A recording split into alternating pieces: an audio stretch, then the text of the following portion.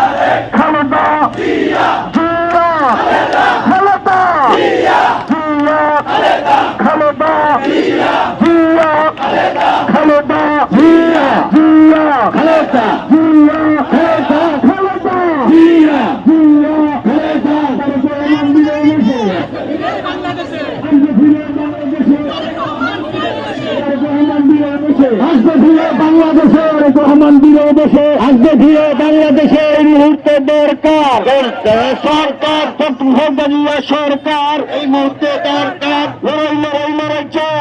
লড়াই বাঁচতে চাই, বাবা আসবো যেখানে, সেখানে লড়াই হবে, সেখানে আসবো যেখানে দিয়েছি তো রক্ত, আরো কোনো রক্ত, রক্তের বন্যা